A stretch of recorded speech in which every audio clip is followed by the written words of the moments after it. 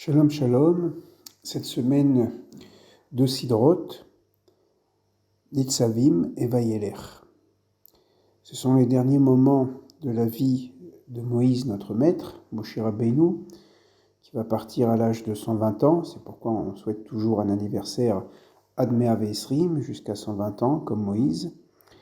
Et voilà que Moïse, en tant que prophète, mais aussi en tant qu'éducateur du peuple d'Israël, va renouer l'alliance qui avait été contractée au Sinaï, puisque devant lui se tient à présent une nouvelle génération d'hommes et de femmes qui vont entrer en terre promise et réaliser finalement la promesse qui a été faite à Abraham, Isaac et Jacob, c'est-à-dire former un peuple et donner la terre. Et voilà que Moïse, en s'adressant au peuple, va dire quelque chose d'étonnant, que cette alliance ne concerne pas seulement ceux qui sont présents aujourd'hui, mais également ceux qui ne sont pas présents. Asher enenu po hayom, celui qui n'est pas ici aujourd'hui. Comment peut-on engager les générations futures alors qu'elles ne sont pas là ?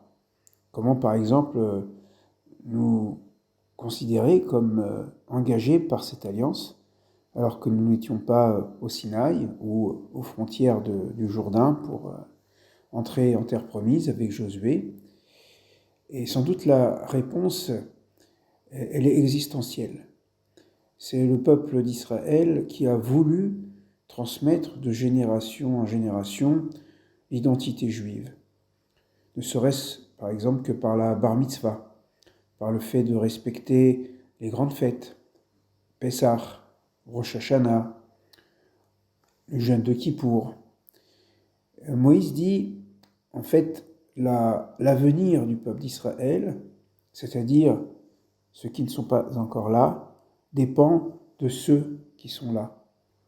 C'est la raison pour laquelle, à Pessah, le méchant n'est pas méchant parce qu'il se conduit mal, mais parce qu'il se désolidarise de la communauté. Pourquoi ces commandements pour vous ? Et on se rappelle la réponse, pour vous, dit-il, et pas pour lui. S'il avait été en Égypte, il n'aurait pas été sauvé.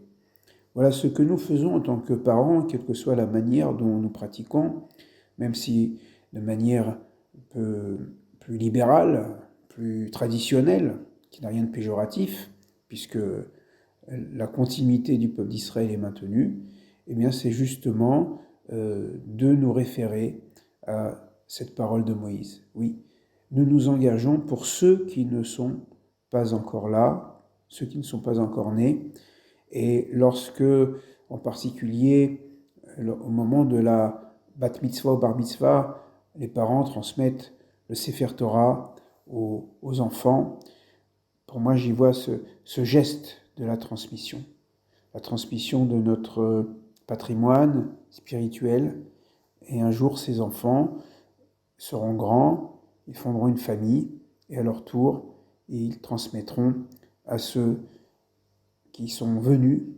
après eux, leurs enfants.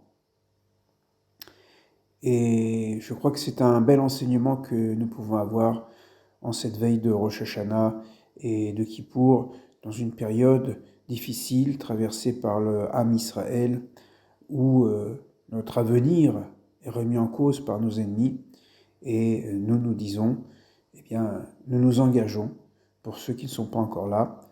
Am Israël Chai, Shabbat Shalom.